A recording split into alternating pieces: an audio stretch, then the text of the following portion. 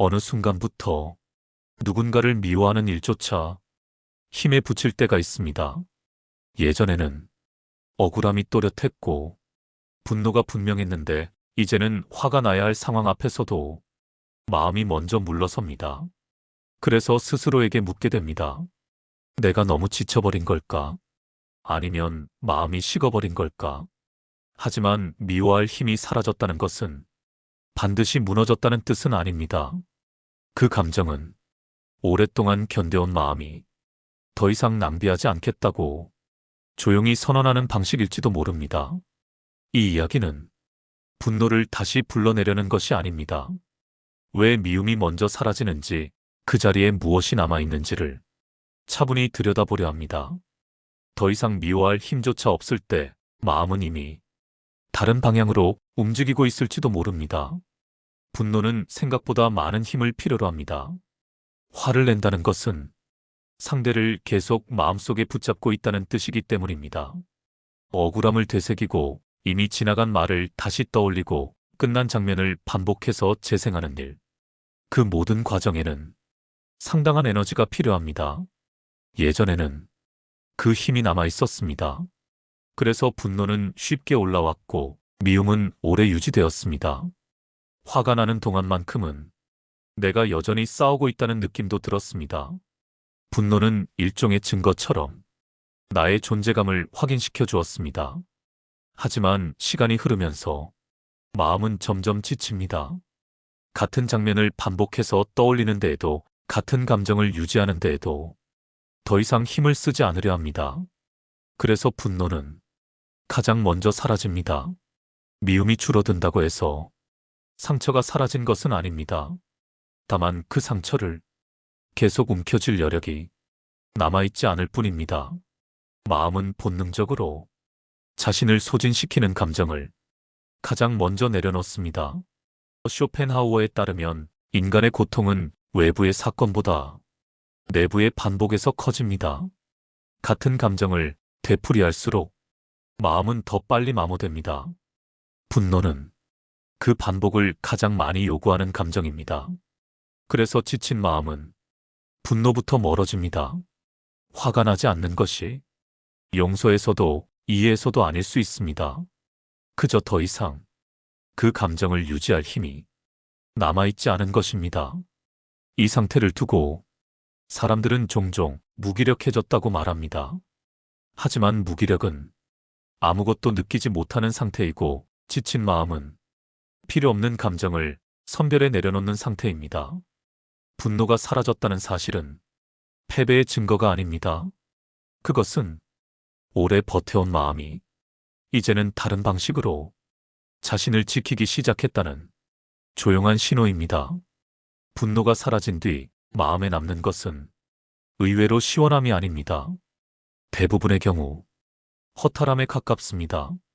오랫동안 붙잡고 있던 것을 갑자기 내려놓은 뒤에 생기는 그 묘한 공백입니다. 미워할 대상이 사라지면 마음은 잠시 방향을 잃습니다. 분노는 고통스러웠지만 동시에 마음을 한 방향으로 묶어두는 역할도 했기 때문입니다.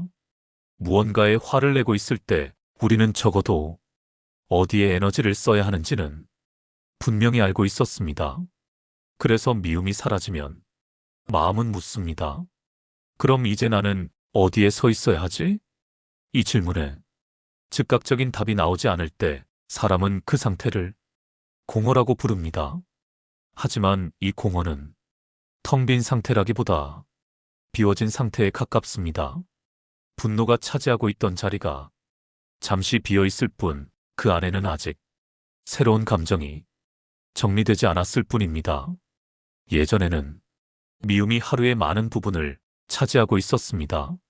생각의 중심이었고 감정의 출발점이었으며 스스로를 설명하는 이유가 되기도 했습니다. 그것이 사라지자 마음은 조용해졌지만 동시에 낯설어졌습니다. 쇼펜하우어에 따르면 인간은 고통을 통해서도 자신의 존재를 확인합니다. 고통이 사라지면 행복이 바로 찾아오는 것이 아니라 먼저 방향 감각의 혼란이 뒤따릅니다. 익숙한 긴장이 풀린 자리에 잠시의 공백이 생기는 것은 자연스러운 일입니다. 이 공백을 서둘러 채우려 하면 마음은 다시 불필요한 감정을 끌어옵니다. 괜히 지난 일을 떠올리고 굳이 다시 분노할 이유를 만들며 익숙한 감정으로 되돌아가려 합니다. 익숙함이 안전처럼 느껴지기 때문입니다. 하지만 이 단계에서 가장 필요한 것은 새로운 감정을 찾는 일이 아닙니다. 그 공백과 잠시 함께 머무는 일입니다. 미움이 사라진 자리에 무엇이 들어올지는 서두르지 않아도 됩니다.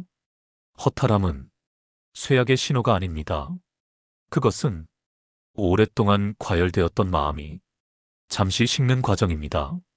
이 시간을 견디지 못하고 다시 분노로 돌아가면 마음은 다시 같은 소모를 반복하게 됩니다. 미움이 사라진 자리에 남은 이 조용한 감정은 끝이 아니라 전환의 중간 지점일 뿐입니다. 아직 이름 붙일 수는 없지만 분명히 다음 상태로 가기 전이 필요한 멈춤입니다. 분노는 흔히 상대가 만들어낸 감정처럼 보입니다. 누군가의 말, 태도, 선택이 나를 화나게 했다고 믿습니다. 그래서 우리는 미움의 원인을 바깥에서 찾으려 합니다. 그러나 쇼펜하우어에 따르면 분노는 타인으로부터 직접 생겨나지 않습니다. 그 감정의 근원은 언제나 내 안에 있는 기대에서 비롯됩니다. 기대는 조용히 작동합니다. 나는 이렇게 대우받아야 한다. 이 정도는 이해받아야 한다.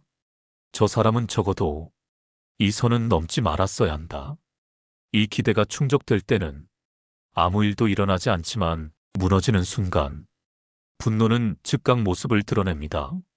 그래서 분노는 상대를 향한 감정 같지만 실은 나 자신을 향한 실망의 다른 얼굴입니다.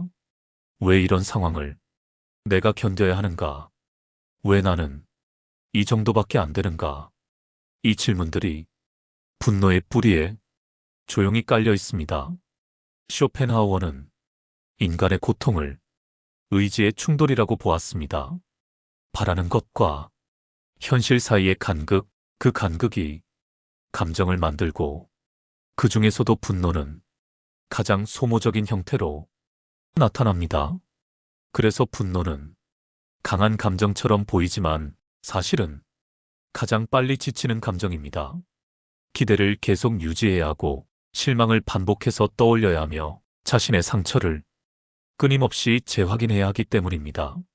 미워할 힘이 사라졌다는 것은 이 기대의 구조가 조금씩 무너지고 있다는 뜻일지도 모릅니다. 상대에게서 무언가를 받아내려는 의지가 느슨해지고 현실을 억지로 바꾸려는 마음이 약해진 상태입니다. 이 변화는 패배처럼 느껴질 수 있습니다. 하지만 쇼펜하우어의 시선에서는 오히려 그 반대입니다. 의지가 덜 움직일수록 고통도 함께 줄어듭니다. 분노가 사라지는 순간은 의지가 꺾인 순간이 아니라 의지가 더 이상 스스로를 괴롭히지 않겠다고 멈춘 순간입니다. 그래서 분노가 사라진 뒤에 남는 허탈함과 고요는 공백이 아니라 전환의 흔적입니다. 기대가 줄어든 자리, 의지가 물러난 자리에서 마음은 처음으로 과열되지 않은 상태를 경험합니다. 이 고요가 낯설게 느껴지는 이유는 우리가 그동안 의지의 긴장 속에서만 살아왔기 때문입니다. 그러나 이 긴장이 풀릴 때 삶은 비로소 조금 덜 아프게 흘러가기 시작합니다. 미워하지 않게 되면 마음은 잠시 갈 곳을 잃습니다. 그동안 분노는 나를 지탱하던 축이었기 때문입니다. 억울함이 방향을 정해주었고 분노가 하루의 이유가 되어주었습니다. 그래서 미움이 사라지자 마음은 스스로에게 묻게 됩니다. 나는 이제 무엇으로 버티지? 사람은 종종 고통을 정체성으로 삼습니다. 힘들어온 시간, 참아온 세월, 억울했지만 견뎌낸 이야기들이 나를 설명해주는 말이 됩니다. 그래서 그 고통이 사라지면 설명할 말도 함께 사라지는 듯 느껴집니다. 이때 찾아오는 두려움은 비어있음에 대한 공포입니다. 분노는 나를 보호해주는 방패처럼 보이기도 합니다. 화를 내고 있는 동안만큼은 상처받은 나를 정당화할 수 있기 때문입니다. 미움이 있을 때 나는 피해자였고 싸우고 있었으며 아직 포기하지 않은 사람이었습니다. 그래서 분노가 사라지면 마치 항복한 것처럼 느껴집니다. 이렇게 조용해져도 되는 걸까? 내가 너무 쉽게 물러난 건 아닐까? 이 질문들은 현재의 나를 향한 비난이 아니라 과거의 나에게서 아직 떠나오지 못한 목소리입니다. 쇼펜하우어에 따르면 인간은 고통이 줄어들 때 자유로워지기보다 오히려 공허를 먼저 느낍니다. 고통은 불편했지만 익숙했고 그 익숙함은 안전처럼 작동했기 때문입니다. 미워하지 않게 된 자신을 두려워하는 이유는 그 상태가 아직 낯설기 때문입니다. 싸우지 않는 마음, 반응하지 않는 태도, 설명하지 않아도 되는 삶은 이전의 기준으로는 측정할 수 없습니다. 그래서 마음은 다시 분노를 찾으려 합니다. 괜히 지난 일을 떠올리고 이미 끝난 감정을 다시 흔들며 다시 화낼 이유를 만들어내려 합니다. 그것이 익숙한 자리이기 때문입니다. 하지만 이 두려움은 퇴보의 신호가 아닙니다. 그것은 새로운 기준 앞에 섰다는 증거입니다. 미움 없이도 자신을 지탱할 수 있는가? 라는 질문 앞에 처음 서본 것입니다. 미워하지 않게 된 자신을 이상하게 여기지 않아도 됩니다. 그 상태는 무너진 것이 아니라 이제야 다른 방식으로 서기 시작한 모습일지도 모릅니다. 미움이 사라진 뒤에도 마음은 종종 그 감정을 다시 불러내려 합니다. 이미 끝난 일을 떠올리고 굳이 다시 상처를 들추며 그때 왜 더 화내지 않았는지를 스스로에게 묻습니다. 이것은 미움이 그리워서라기보다 익숙한 감정으로 돌아가고 싶기 때문입니다. 분노는 아팠지만 적어도 분명했습니다. 누가 잘못했고 내가 왜 힘들었는지 설명할 수 있었기 때문입니다. 조용해진 마음은 설명하기 어렵습니다. 화도 없고 미움도 없고 그렇다고 기쁨이 넘치는 것도 아닙니다. 이 애매한 상태에서 사람은 묻게 됩니다. 이게 맞는 걸까? 차라리 예전처럼 아픈 게 더 솔직한 건 아닐까? 그래서 마음은 다시 분노를 찾습니다. 익숙한 상처, 알고 있는 고통, 이미 겪어본 감정으로 자신을 확인하려 합니다. 고통은 낯설지 않기 때문에 안전처럼 느껴집니다. 하지만 이 욕망은 강해지고 싶어서가 아니라 확실해지고 싶어서 생깁니다. 분노 속에서는 나는 분명한 사람이었지만 고요 속에서는 아직 새로운 기준이 세워지지 않았기 때문입니다. 다시 미워하고 싶어질 때 그 마음을 부끄러워할 필요는 없습니다. 그것은 약함이 아니라 전환기의 흔들림입니다. 오랫동안 의지와 감정에 끌려 살아온 마음이 이제 다른 방식으로 자신을 세우는 법을 배우는 중이기 때문입니다. 중요한 것은 그 충동을 따라 다시 상처로 돌아가는 것이 아니라 그 충동이 왜 생겼는지를 가만히 바라보는 일입니다. 미움이 아니라 확실함을 원하고 있다는 사실을 알아차리는 것만으로도 마음은 한 걸음 앞으로 나아갑니다. 분노로 돌아가지 않는다는 것은 아무것도 느끼지 않겠다는 뜻이 아닙니다. 그저 더 이상 자신을 소모시키지 않겠다는 선택에 가까운 상태입니다. 아직 완전히 익숙하지 않을 뿐 이미 마음은 이전으로 돌아갈 수 없을 만큼 다른 곳에 서 있습니다. 다시 미워하고 싶어질 때 그 충동은 되돌아가라는 신호가 아니라 이제는 다른 방식으로 살아도 된다는 마음의 마지막 저항일지도 모릅니다. 미워할 힘이 완전히 사라진 뒤에야 마음은 비로소 자신이 얼마나 오래 무언가와 싸워왔는지를 알아차립니다. 그 싸움은 항상 상대를 향한 것처럼 보였지만 사실은 자기 자신을 향한 싸움이었습니다. 기대했던 것, 받고 싶었던 인정, 지켜지지 않은 약속들, 그 모든 것을 끝까지 붙잡고 있느라 마음은 쉬지 못했습니다. 미움은 상대를 향한 감정이 아니라 놓지 못한 기대의 마지막 형태였습니다. 쇼펜하우어에 따르면 인간이 자유로워지는 순간은 원하는 것이 모두 이루어졌을 때가 아니라 더 이상 원하지 않아도 될 때입니다. 의지가 조용해질수록 고통도 함께 찾아듭니다. 미움이 사라졌다는 것은 상대를 이해했다는 뜻도 용서했다는 뜻도 아닐 수 있습니다. 그보다는 그 감정에 더 이상 자신의 시간을 지불하지 않겠다는 의미에 가깝습니다. 이제 마음은 싸움의 에너지를 쓰기보다 자신을 지키는 쪽을 선택합니다. 이 자유는 화려하지 않습니다. 기쁨이 넘치지도 않고 세상이 달라 보이지도 않습니다. 다만 하루가 조금 덜 무겁고 사람의 말이 예전만큼 오래 남지 않으며 혼자 있는 시간이 위협으로 느껴지지 않습니다. 미움이 사라진 뒤에 남는 자유는 무언가를 얻어서 생긴 것이 아니라 많은 것을 내려놓고 비로소 생긴 공간입니다. 그 공간에서 마음은 처음으로 자기 자신과 나란히 앉습니다. 더 이상 설명하지 않아도 되고 증명하지 않아도 되며 억울함을 유지하지 않아도 되는 상태. 이 조용한 상태가 처음에는 허전하게 느껴질 수 있지만 시간이 지나면 그 허전함이 얼마나 큰 평온이었는지를 알게 됩니다. 미워하지 않게 된 나는 약해진 내가 아닙니다. 싸울 필요가 없는 방향으로 삶을 옮긴 나입니다.